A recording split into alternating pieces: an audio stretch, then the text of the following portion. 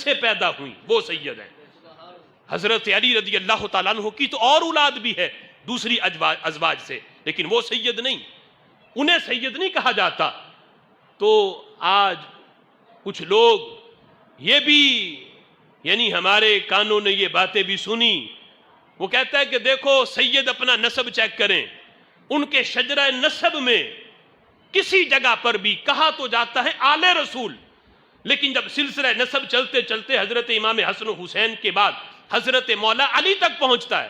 تو حضرت علی کے بعد نام ابو طالب کا آتا ہے،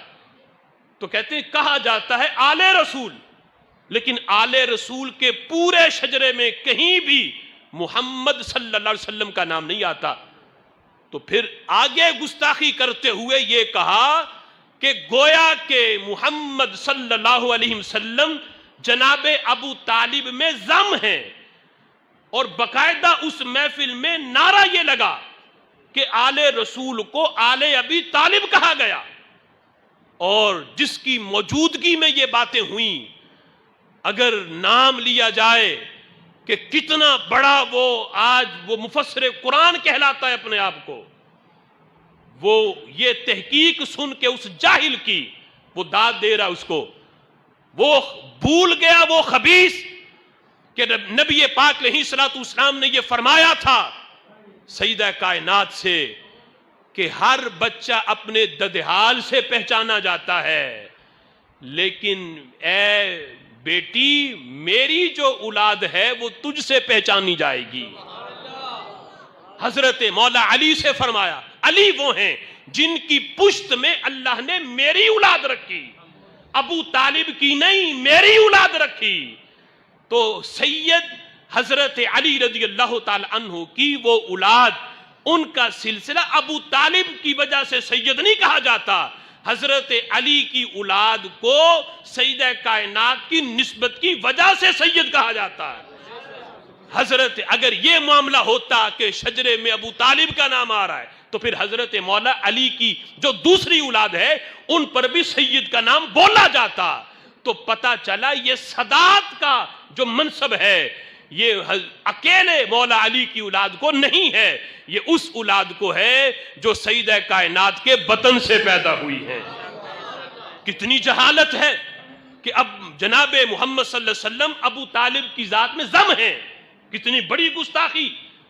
کہ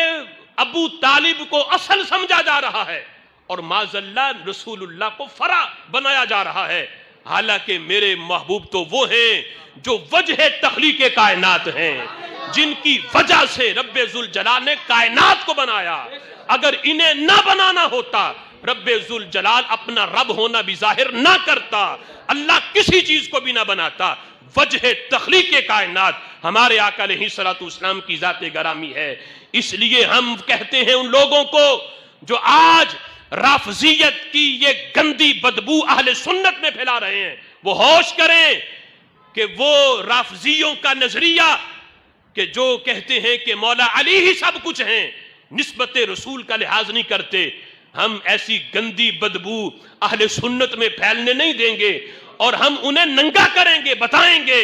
کہ وہ لوگ کون ہیں جو ایران کے ٹکڑے کھا کے آج اہل سنت کا لیبل لگا کے اہل سنت کے اندر یہ رافضیت پھیلا رہے ہیں۔ ہمارا یہ نظریہ ہے کہ کائنات کے اندر جس کو جو مقام ملا، جس کو جو عزت ملی ہے، وہ ہمارے آقا علیہ الصلوۃ والسلام کی نسبت کی وجہ سے ملی ہے۔ آج کا سید اتنے بڑے مقام پہ فائز نہیں جتنے بڑے مقام پہ امام جعفر صادق رضی اللہ تعالیٰ عنہ کا مقام ہے۔ آج ہم کسی کے بارے میں بات کریں تو لوگ کہتے ہیں کہ دیکھو ہے تو وہ سید، چلو اس کے سید ہونے کا ہی لحاظ کر لو، اور سید کو خود شرم نہیں آتی کہ میرے اوپر جو ذمہ داری ہے وہ زیادہ ہے، اور میں کن کی سوچ اور کن کے نظریے کو میں آگے پھیلا رہا ہوں۔ سادات کا بڑا ادب، سادات کا بڑا احترام، لیکن اس سید کا جو اہل سنت کے راستے پہ چلے گا، اگر اس سے ڈگمگائے گا یا جائے خارجیت کی طرف یا جائے رافضیت کی طرف، پھر نسب کا احترام نہیں رہے گا۔ ہاں گناہگار جتنا کیوں نہ ہو ہمارے سروں کا تاج ہے، لیکن اگرچہ وہ اپنے آپ کو بڑا پاک دامن سمجھے لیکن عقیدے میں خرابی ہے، اس سے تو ریڑی لگانے والا غیر سید کہیں زیادہ شان والا ہے جس کے دل میں عقیدہ اہل سنت موجود ہے۔ امام حضور سیدی داتا گنج بخش علی حجویری رحمت اللہ علیہ نے لکھا، میں ان سیدوں تک یہ پیغام پہنچانا چاہتا ہوں، کہتے ہیں ہم سید ہیں، ہم سید ہیں، بات بات پہ یہ بات، اور بڑے فخریہ انداز میں یہ کہتے ہیں۔ حضور سیدی داتا گنج بخش علی حجویری کشف المحجوب میں لکھتے ہیں، امام جعفر صادق رضی اللہ تعالیٰ عنہ ایک محفل میں تشریف لائے۔ اب آج بتاؤ کون ہے بڑا سید جو امام جعفر صادق کا مقابلہ کر سکے؟ امام جعفر صادق محفل میں آئے تو وہاں ایک بزرگ بیٹھے تھے جن کا نام ہے بایزید، ایک تو وہ نا بایزید بستامی رحمت اللہ علیہ، وہ نہیں، حضرت بایزید یہ بھی ایک بزرگ ہیں، وہ بیٹھے تھے۔ انہوں نے کہا جاء ابن رسول اللہ، رسول اللہ کا بیٹا آ گیا، یعنی حضور کی طرف نسبت کر کے، جس طرح ہم کہتے ہیں کوئی محفل میں آئے تو ہم نام لے کے القابات لگا کے تو کہتے ہیں فلاں علامہ صاحب، فلاں شیخ الحدیث صاحب آئے، اسی طرح جب وہ محفل میں آئے تو کہا جاء ابن رسول اللہ، رسول اللہ کا بیٹا محفل میں آ گیا، یعنی یہ کہہ کے جب تعارف کروایا تو امام جعفر صادق رضی اللہ تعالیٰ عنہ زاروں کی طرح رونے لگے اور جسم پہ کپ کپی طاری ہو گئی، رونے لگے، اور اس بزرگ سے کہا کہ آئندہ یہ نہ کہنا۔ انہوں نے کہا کہ آپ ابن رسول ہیں، آپ کی یہ حیثیت ہے، یہ مقام ہے، اور آپ کہتے ہو میں آئندہ یہ نہ کہوں؟ فرمایا ٹھیک ہے میں ابن رسول ہوں، رسول اللہ کا بیٹا ہوں، لیکن جس انداز میں فخریتاً تم کہہ رہے ہو، اگرچہ نسب کی بڑی شان ہے، لیکن میں یہ سوچ رہا ہوں کہ کل کو میں اپنے نانا جی کو کیا منہ دکھاؤں گا۔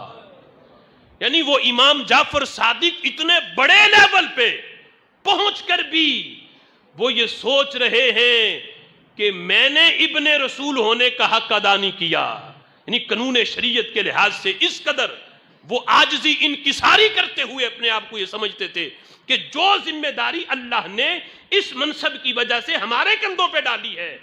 یعنی ہو سکتا ہے کہ میں اس ذمہ داری کو صحیح طریقے سے نہ نبھا سکوں۔ یعنی امام جعفر صادق جن کا اتنا قریب کا تعلق ہے رسول اللہ کی ذات کے ساتھ، وہ جب نعرہ لگتا ہے تو ان پہ ایک خوف کی کیفیت طاری ہوتی ہے، اور آج کا بے عمل اور جس کی شکل بھی نبی پاک علیہ الصلوۃ والسلام کی جو ہے وہ شریعت کے مطابق نہیں، وہ سینہ چوڑا کر کے آج محفل میں اہل سنت کے عقائد کی دھجیاں اڑا کے یہ کہے کہ میں سید ہوں تو میں اس لیے یہ بات کر رہا ہوں، تو اسے سوچنا چاہیے جب امام جعفر صادق رضی اللہ تعالی عنہ پر یہ کیفیت طاری ہے تو آج کا سید جتنے بڑے منصب پہ ہو اتنی بڑی ذمہ داری بھی اللہ نے تمہارے کندھوں پہ ڈالی ہے۔ اللہ تعالی ہمیں حقیقی سید، سچے اور سچے جو سید ہیں ان کا ادب اور احترام اور ان سے سچی اور پکی محبت، نبی پاک علیہ الصلوۃ والسلام کے آل و اصحاب سے سچی پکی محبت نصیب فرمائے، آمین بجاہ